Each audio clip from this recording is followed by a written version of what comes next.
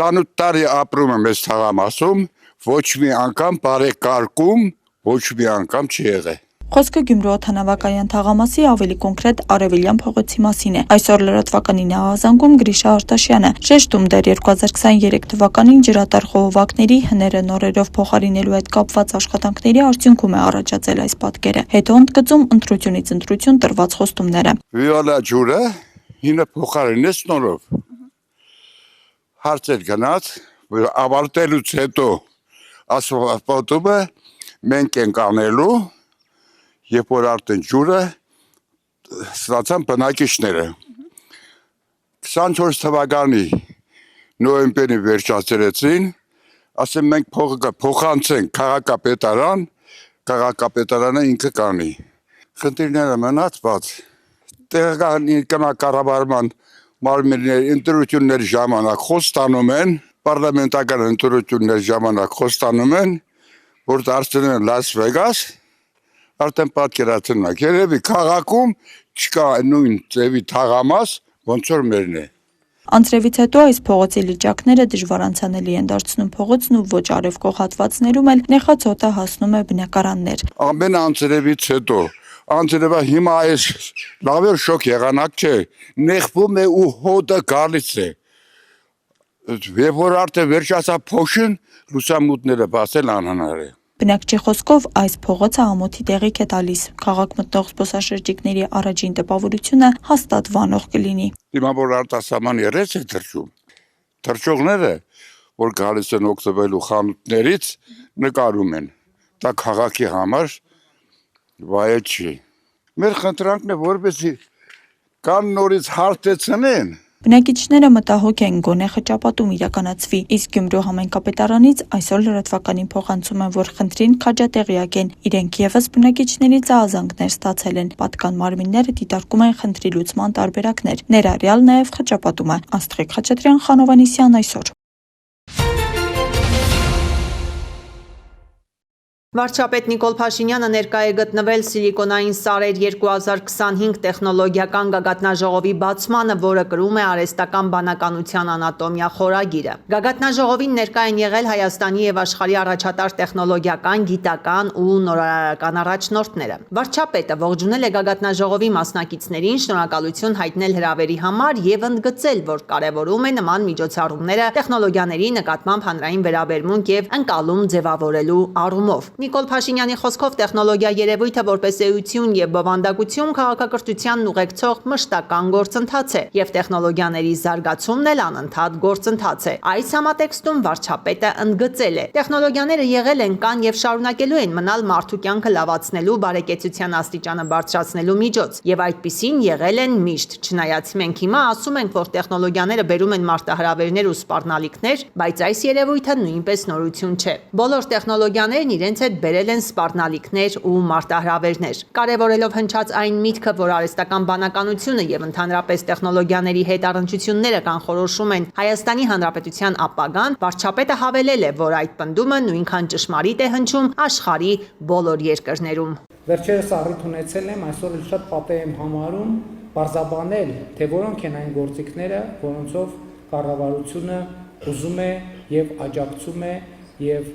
ռազմավարական ընկալում ունի տեխնոլոգիաների զարգացմանը աջակցելու առումով։ Ես կարող եմ հիշատակել առաջին 3 քայլերը, որոնցով մենք պատկերացնում ենք, որ պետք է աջակցենք տեխնոլոգիական ոլորտի զարգացմանը։ Դրանցից առաջինը կրթությունն է, երկրորդը կրթությունն է, երրորդը կրթությունն է։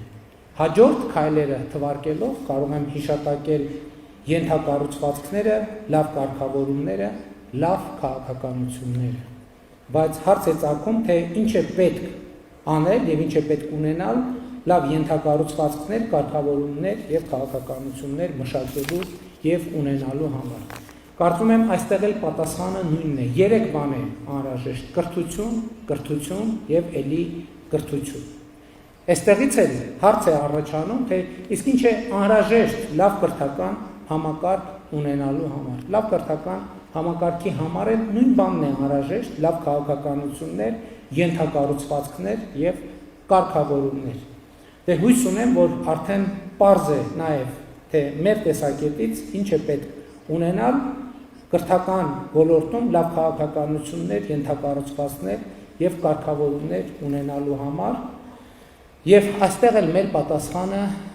հետեւյալն է. առաջինը կրթություն, երկրորդը կրթություն, երրորդը կրթություն։ Եվ մենք սա իմիջիայլոց ուզում եմ ասել, որ մեր ունեցած պրակտիկ փորձից ենք եկել այս եզրակացության եւ սրա մեջ իհարկե կա քաղաքական կարգախոս եւ քաղաքական ընկալում, բայց ուզում եմ ասել, որ այս քաղաքական կարգախոսը եւ ընկալումը եւ այս ռազմավարությունը մեզ համար կյանքի հետ առնչվելու փորձի արդյունքում ձեռք բերված իմացության արձանագրում է։ Հայաստան-Ադրբեջան կարգավորման գործընթացի շրջանակում էական մի քանի հարցերի շուրջ ձեռք բերված համաձայնությունների պայմաններում այդուհանդերձ մնում են որոշ հարցեր, որոնք դեռ լուծման եւ հավելյալ ջանքերի կարիք են զգում։ Լուծված չէ ըստ էության այս պահի դրությամբ։ Դրանցից մեկը կամ առաջինը Բաքվում պավող պատանդարված անձանց ազատ արձակման հարցն է։ Այս մասին Ֆինլանդիայի արտգործնախարար Էլինա Վալտոնենի հետ համատեղ ճեպազրույցի ժամանակ ասել է Հայաստանի արտգործնախարար Արարատ Միրզոյանը, անդրադառնալով հարցին, թե երրորդ երկրները մասնակցում են պատանդարված անձանց վերաբերյալ տեղեկությունների փոխանցմանը։ Ինչպես եւ միշտ այս պահի եւս ես ուզում եմ հույս հատնել, որ առաջիկայում մենք այս առումով լավ նորություններ կունենանք, համենայն դեպս մենք չենք դադարում մեր ջանքերը եւ բառացիորեն երեք նաեւ Շարմ ալ-Շեյխում տեղ ունեցած այդ խաղաղության գագաթաժողովի շրջանակներում կրկին մեր ադրբեջանցի գործընկերների հետ քննարկել ենք այս հարցը։ Այնպես որ հուսանք, որ մեր ջանքերը դրական արդյունքով կպսակվեն առաջիկայում։ Երրորդ երկրների ուրեմն մասնակցությունը հատկապես պատանդարված անձանց վերաբերյալ տեղեկությունների փոխանցման համատեքստում իհարկե կարևոր է, հատկապես հաշվի առնելով այն հանգամանքը, որ Կարմիր խաչի միջազգային կազմակերպությունը դադարեցրեց իր գործունեությունը Ադրբեջանում, իսկ գիտեք, որ մեր աշխատանքները այդ առումով, այդ ուղղությամբ հիմնականում այս խողովակով էին արվում, եւ այժմ այո, այդ հարցը եւս շատ արդիական է եւ այդ բացը որևէ կերպ պետք է փորձենք լրացնել։ Իսկ առհասարակ այս թեմայի համատեքստում ուզում եմ ասել, որ մեր աշխատանքները չեն բացառում անշուշտ եւ հարցը մշտապես արկա է երրորդ երկրների հետ մեր շփումների ընթացքում, բայց առաջնային ուրեմն խողովակը դրանք Հայաստան-Ադրբեջան ուղիղ շփումներն են։ Ինչ վերաբերում է սահմանադրությանը, ապա ես հարկ եմ համարում նշել, որ ինչպես եւ նախկինում, այնպես էլ հիմա այդպիսի հարց որպես փոխհամաձայնեցված օրակարգի հարց գոյություն չունի մեր քննարկումներում եւ Հայաստանի Հանրապետության սահմանադրության փոփոխության եւ կամ նոր սահմանադրության ընդունելու հարցը բացառապես ներքաղաքական օրակարգի եւ մեր ժողովրդի որոշելիքի հարցն է։ Ես զարմանում եմ, որ շարունակաբար այսքան ուրեմն հավաստիացումներից հետո հարցերը շարունակում են մնալ կամ հնչել, բայց եթե հարցնում եք, նորից ասեմ, որ Հայաստանի Հանրապետությունը երբևէ որևէ երրորդ կողմի արչև չի ստանձնել եւ չի ստանձնելու պարտավորություն փոխել Հայաստանի Հանրապետության սահմանադրությունը։ Կրկին դա միայն եւ միայն մեր քաղաքացիների որոշելիքն է եւ մեր ներքին, ներքաղաքական, մեր հանրային, եթե կուզեք, օրակարգի մաս։ Այո, Ադրբեջանը շարունակում է ասել, որ կապել, պայման դիտարկել որպես եզակի թվով նախապայմանը, որպեսզի հստակ լինի նորից բանի տեղիք չտա, կա այդ նախապայմանը դնել, այդ պայմանը Ադրբեջան շարունակում է պայմանագրի ստորագրման համար, մենք այս կապվածությունը, այս նախապայմանը չենք ընդունում։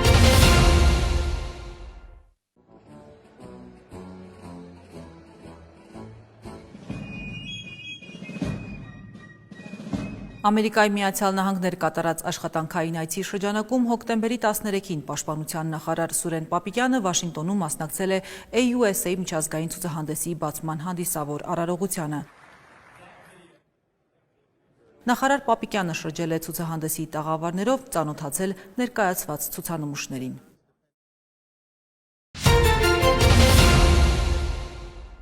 Ես ուզում եմ մեծանամ շինարար դառնամ, որ էլի այսենց դպրոցներ սարքեմ։ Մինչև Նարեկի հասակակիցներն ու բարձր դասարանցիներն անհամբեր սպասում են երբ են նոր դպրոցում դասերն անելու, դեռ 7-ը չբոլորած տղային շինարարության բուն պրոցեսն է հետաքրքրում։ Ինչպես անել, որ դպրոցը ոչ միայն սիրուն ու լուսավոր լինի, այլև ամուր։ Հայանիստի նորակառույց դպրոցում հիմնական գործն ավարտել են։ Վերջին շտկումներն են։ 380-ից ավել աշակերտ ունեցող դպրոցի տնօրենն արդեն օրերն է հաշվում, երբ են վերջապես դասերն անցկացնելու նոր կառույցում։ Տարիներ շարունակ վթարային շենքում են կազմակերպել դասապրոցեսը, հինը որ արդեն քանդել են, խորհրդային տարիներին էր կառուցվել, երբևէ հիմնանորոգում չէր արվել։ Խնամքի բացակայության եւ տեղանքի խնդիրներով պայմանավորված այստեղ արտեզյան ջրերը շատ են, շենքը դարձել էր 4-րդ կարգի վթարային, փոթորիկը ամբողջությամբ փոկել էր դպրոցի տանիքը, աշակերտները 2-րդ եւ 3-րդ հակ չէին բարձրանում, իսկ դասապրոցեսը իրականացվում էր տեղում 2 հերթով։ Բազմաթիվ կոնստրուկտիվ կրող տարերում ուներ ճաքեր, քանդված մասեր, հիմքերն էլ նույնպես չէր բավարարում ուժեղացման, նպատակահարմար էր, որ ինքը քանդվեր։ Հին դպրոցի խնդիրների մասին միայն հիշողություններ են մնացել, նորն ավելի ընդարձակ է, լուսավոր, ժամանակակից դպրոցների չափորոշիչներին համապատասխանող շենքը նաև ճարտարապետական առանձնահատկություններով է գրավում։ Երթիկները ամբողջությամբ պատրաստված են թրծված ապակուց եւ էներգախնայող շերտեր ունեն։ Լուսավորությունը հիմնականում երթիկները տալիս է մեր սպորտ դահլիճին, ամֆիթատրոնի մասում եւ մեր մեջտեղի գլխավոր մուտքում ունենք կանաչ գոտի։ Ձմեռային այգի ունենալուց զատ այս դպրոցն այն բացառիկներից է, որ ամֆիթատրոն ունի։ Ինչ անեն, ինչպես կազմակերպեն, որ նոր հնարավորությունները արդյունավետ օգտագործեն։ Կրթական ծրագիրը ավարտվեց, երեխան տուն է գնում, իսկ ամֆիթատրոն եւ նմանատիպ կառույցները շատ ավելի լավ մոտիվացիա են վերջիններիս օրը մշակույթով եւ նմանատիպ միջոցառումներով հարստացնելու, լցնելու համար։ Դպրոցում արդեն սկսել են գույքը տեղադրել։ Առաջինից 5-րդ դասարանցիների եւ նախադպրոցական տարիքի երեխաների ուսուցումը նախատեսում են առաջին հարկում կազմակերպել։ Մյուսներին երկրորդ հարկում կտեղավորեն։ Այստեղ նաեւ քիմիայի, ֆիզիկայի, աշխարհագրության ու ինֆորմատիկայի դասարանները կլինեն, կահավորված համակարգիչներով ու անհրաժեշտ գույքով։ Մեր դպրոցը ունի արհեստական բանականության համար նախատեսված կաբինետ, ռոբոտաշինություն եւ այլ ուղղվածություններ։ Երեխաները կդառնան 21-րդ տարի զինված քաղաքացիներ գիտելիքով։ Դպրոցի տարածքը 6000 քառակուսի մետր է, կառուցված է 9 բալ սեյսմակայունությամբ։ Շինարարի մոտ կես դարյա փորձ ունեցող ինժեների համար գլխավորը շենքի ամրությունն ու երկարակեցությունն է։ Այսօրվա շինարարական լուծումները կարևոր գրավական են։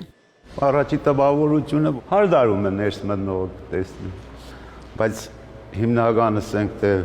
ներուժը, որը գործադրել ենք մենք, ջանել ենք շենքը ամուր, երկարակաց լինի ու դիմանա բալայնությանը, դա կկա հիմքերից եւ բետոնային աշխատանքներից։ Դպրոցը նախագծելիս չեն մոռացել նաև էներգախնայողության մասին։ Տանիքում արևային ֆոտովոլտային 230-ից ավելի վահանակ է տեղադրվել։ Հենաշարժողական խնդիրներով սայլակով տեղաշարժվող երեխաների համար դպրոցում կան անհրաժեշտ պայմանները։ Կառավարության եւ Ասիական զարգացման բանկի համաֆինանսավորմամբ է կառուցվում, արժեքը ավելի քան 2.5 միլիարդ դրամ։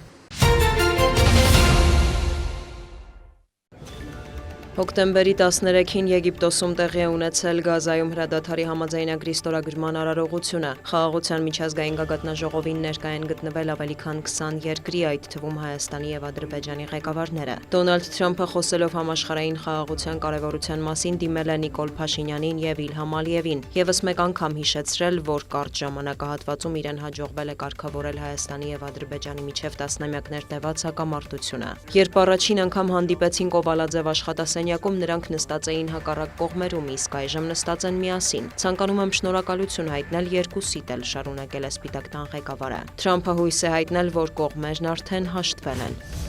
Միացյալ Թագավորությունը ողջունում է խաղաղության ճանապարհին Հայաստանի եւ Ադրբեջանի առաջընթացը, դա առանցքային է տարածաշրջանում կայունության տեսանկյունից, հայտարարել է Մեծ Բրիտանիայի, Եվրոպայի եւ Հյուսիսային Ամերիկայի հարցերով պետնախարար Սթիվեն Դաութին։ Հայտարարության մեջ նշվում է, որ Լոնդոնը ցանկանում է նպաստել այդ առաջընթացին, ուստի կառավարությունը որոշում է կայացրել Հայաստանի եւ Ադրբեջանի հետ երկկողմ հարաբերությունները հասցնել ռազմավարական գործընկերության մակարդակի։ Հաշվի առնելով խաղաղության առաջխաղացման գործում ձեռք բերված զգալի առաջընթացը եւ նախագահ նախագահ Թրամփի կողմից վերջերս Վաշինգտոնում կազմակերպված գագաթնաժողովի պատմական արդյունքները, Մեծ Բրիտանիան գտնում է, որ 1992 թվականին ԵԱՀԿ-ի կողմից առաջարկված զենքի էմբարգոյի հիմքում ընկած հիմնավորումը ուժը կորցրել է։ Ուստի Մեծ Բրիտանիան ամբողջությամբ կչեղարկի Հայաստանին եւ Ադրբեջանին զենքի մատակարարման իր էմբարգոն, հայտնել է պետնախարարը։ Նշվում է, որ այսպիսով Մեծ Բրիտանիան կարող է անվտանգության եւ պաշտպանության ոլորտում գործակցել ինչպես Հայաստանի, այնպես էլ Ադրբեջանի հետ, աջակցել այդ երկրների ինքնիշխանության եւ տարածքային ամբողջականության պաշտպանությանը։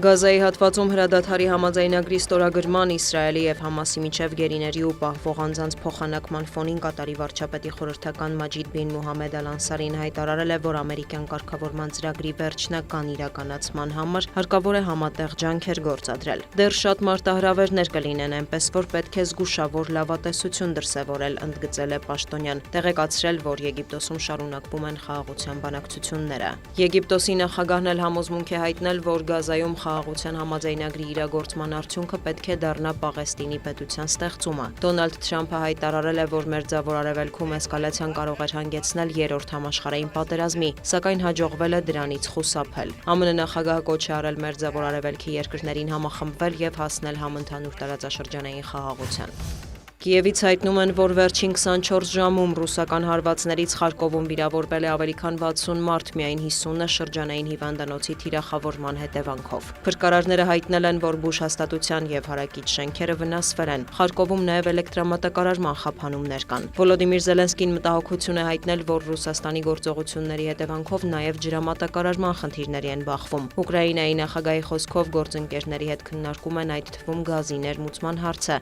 քանի որ ռուսական ուժերը թիրախավորում են հանրապետության գազի պահեստարանները։ Մոսկվայից էլ հայտնում են ուկրաինական հարվածների մասին, ըստ Ռուսաստանի պաշտպանության նախարարության գիշերը ոչնչացվել է 40 անօդաչու թռչող սարք։ Դրանք արձակվել են Բելգորոդի, Վորոնեժի, Նիժնի Նովգորոդի, Տամբովի, Կուրսկի մարզերի, ինչպես նաև Ղրիմի ուղղությամբ։ Դոնալդ Թրամփը հայտնել է, որ հոկտեմբերի 17-ին պատրաստվում է հանդիպել Վոլոդիմիր Զելենսկու հետ։ Ուկրաինայի նախագահը հաստատել է, որ այս շաբաթ մեկնելու է Վաշինգտոն քննարկելու Կիևին ամերիկյան զենքի մատակարարման եւ այլ հարցեր։ Զլմների տվյալով օրակարգային հիմնական թեման լինելու է Ուկրաինային Թոմահոք հեռահար հրթիռների հնարավոր մատակարարումը, ինչը ըստ Մոսկվայի կարող է նոր էսկալացիայի պատճառ դառնալ։ Ակնկալվում է, որ Զելենսկին հանդիպումներ կունենա նաեւ ամերիկյան պաշտպանական էներգետիկ ընկերությունների եւ կոնգրեսականների հետ։ Մադագասկարի նախագահ Անդրի Ռաձուելինան, որն իշխանության էր եկել 2009 թվականին հեղաշրջման արդյունքում շարունակվող զանգվածային ցույցերի ֆոնին լքել է երկիրը։ Այժմ նրա գտնվելու տեղն անհայտ է։ Հոկտեմբերի 13-ի երեկոյան Ռաձուելինան հանդես է եկել հայտարարությամբ, նշելով, որ ստիպված էր լքել Մադագասկարը կյանքը փրկելու համար, սակայն չի հանձնվի եւ կփորձի ստեղծված ճգնաժամից ելք գտնել։ Ավելի վաղ նա հայտնել էր, որ երկրում իշխանությունը անօրինական եւ բռնի կերպով զավթելու փորձ է արվում։ Մադագասկարում բողոքի ակցիաները սկսվել են սեպտեմբերի վերջին, ցուցարարները դժգոհում են գործազրկության բարձր մակարդակի, կոռուպցիայի եւ գնաճի դեմ։ Քաղաքացիները ի թիվս այլնի պահանջում էին նախագահի հրաժարականը։ Օրեր առաջ Ռաձուելինան ցույցերի ֆոնին հայտարարել էր կառավարությունը ցրելու մասին։ Վերջին տվյալով ցույցերի ընթացքում գրանցված բախումների հետևանքով զոհվել է առնվազն 22 մարդ, հարյուրավոր քաղաքացիներ վիրավորվել են։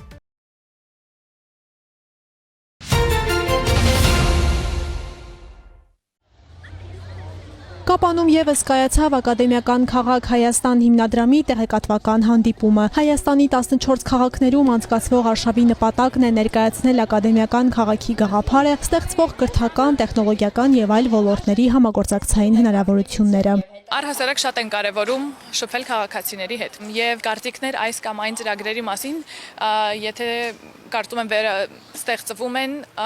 քիչ տեղեկատվություն ունենալու պատճառով։ Ինչպես նշեցի, մենք հենց այստեղ ենք, որպեսզի զրուցենք քաղաքացիների հետ։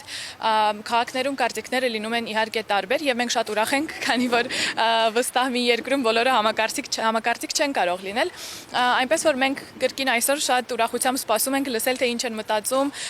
Կապանի եւ գյուղերի բնակիչները այս ծրագրի մասին, հաշվի առնել իրենց կարծիքները եւ մեր ծրագիրը դարձնել ել ավելի լավը։ Ակադեմիական քաղաքը դիտարկվում է որպես նորարարության եւ ստեղծարարության կենտրոն, կառուցված մասնագիտացված 6 կլաստերների շուրջ, որոնք սահմանելու են նոր չափանիշներ բարձրագույն կրթության եւ հետազոտությունների ոլորտում։ 6 կլաստերներն են տեխնոլոգիական, արվեստների, կրթության, դասական, սպայական եւ բժշկական կլաստերները արվեստի կլաստրը ինձ ներկայացնում է ստեղծարար եւ կենսունակ միջավայր, որը իր մեջ ներառելու է արվեստի տարբեր ճյուղեր։ Եվ այս ոլորտում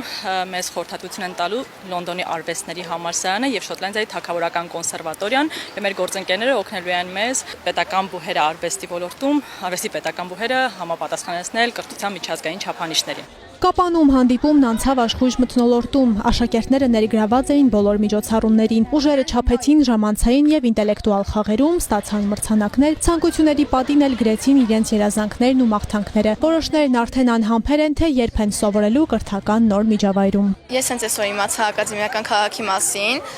շատ լավ միտք է այն, կարող է շատ դեռահասների համար լավ ուղի լինել կյանքի եւ այլ բնակավարներում։ Ակադեմիական քաղաքի մասին այսօր իմացա, ծանոթացա, ես երազանք ունեմ դառնալ պարուսույց եւ պատրաստ եմ ուսումս շարունակել Երևանում։ Քաղաքի մասին իմացա, որ լինելու է Արագածոտնի, Կոտայքի, Արմավիրի եւ Երևանի խաչմերուկներում։ Այնտեղ ուսանողի համար ամեն ինչ ապահոված է լինելու է անվտանգություն, ոստիկանություն, բժշկական կենտրոններ, նաեւ իմացա, որ այնտեղ չի լինելու ավտոմեքենաներ, լինելու է միայն էլեկտրոմոբիլներ, հեծանիվներ եւ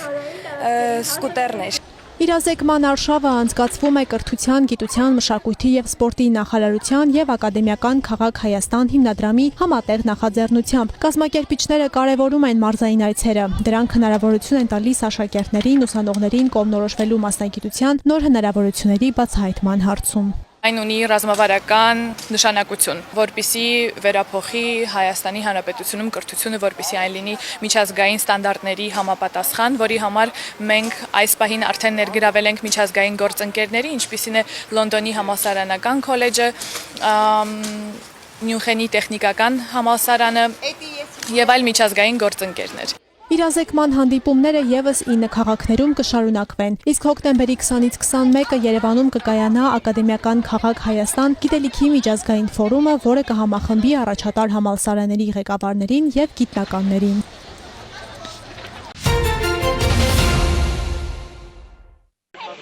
Հայօգնության ֆոնդի նախաձեռնությամբ հոկտեմբերի 12-ին Իջևան համայնքի 12 միջնակարգ եւ ավագ դպրոցների, ինչպես նաեւ Տավուշի Պատրիկ Տևեջանի անվան քոլեջի սաների մասնակցությամբ անցկացվեց միջկրթօջախային սպորտային մրցաշար։ Մրցաշարը նվիրված էր Մարտիգյան ընտանիքին, որի գործունեությունը կարևոր ներդրում է ունեցել Տավուշի մարզի կրթության եւ սոցիալական կյանքի զարգացման գործում։ Մարտիգյան մրցումները կազմակերպել է Հայօգնության ֆոնդի Հայաստանի մասնաճյուղը, այն կազմակերպել ենք ի պատիվ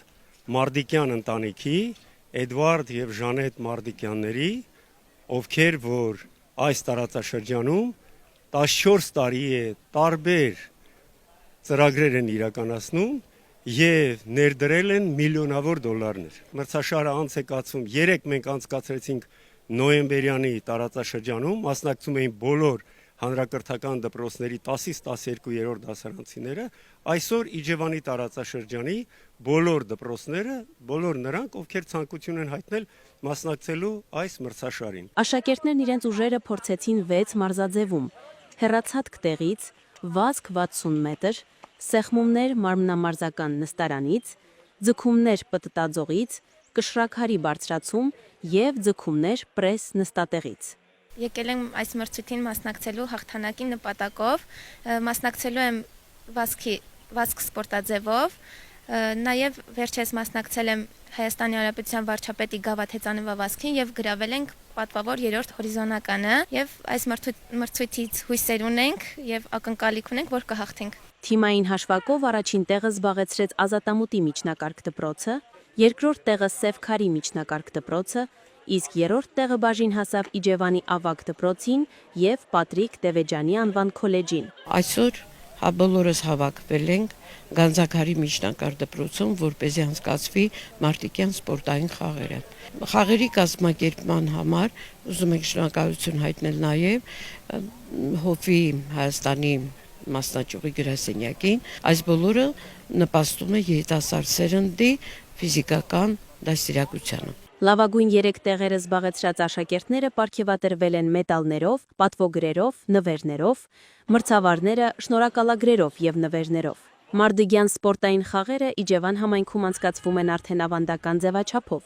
եւ դրանց նպատակն է խթանել առողջ ապրելակերպը, ձևավորել արդար մրցակցային մթնոլորտ դպրոցականների միջև, ինչպես նաեւ ամրապնդել ընկերությունը եւ թիմային համագործակցությունը երիտասարդների շրջանում։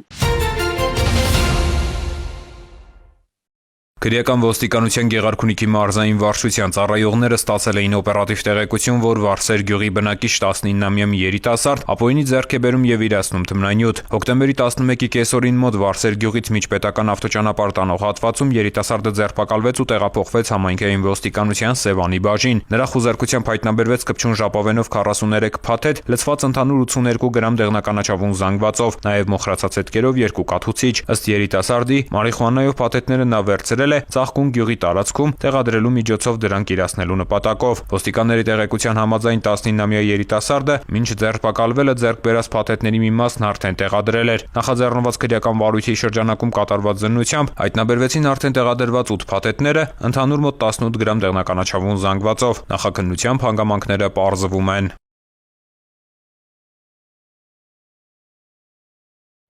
Հոկտեմբերի 6-ից 13-ը մայրաքաղաքում իրականացված ծառայության ընթացքում Երևանի պարեկները հայտնաբերել են ճանապարհային երթևեկության կանոնների 5310 խախտում, պահպանվող հատուկ տարածք տեղափոխելով 159 ավտոմեքենա։ Մասնավորապես հայտնաբերվել է ոչ ստապ 198 վարորդ, առանց վարորդական իրավունքի վկայականի 214 անձ, հայտնաբերվել է հաշվառման համարնիշի հետ կապված 23, կեղծ հաշվառման համարնիշով երթևեկող 1, չամրակապված վարելու 1139, առանց մանկական նստատեղի քարսիթի 11, վարելու ընթացքում ծխելու 579, վարելի հեռախոսից օգտվելու 367, հետիոտնի որ սահմանված վայրով անցնելու 265 եւ 1779 այլ իրավախախտում, 127 մեքենա շահագործվել է առանց ապա պայմանագրի, 212-ը տեխնիկական զննություն չանցած, 99-ը լուսարձակների անսարքությամբ, 78-ը թաղանթապատված դիմապակիով եւ կողային ապակիներով։ Բացի այդ տարբեր կասկածանքներով ձերբակալվել ու համայնքային ոստիկանության բաժիններ է տարվել 70 անձ։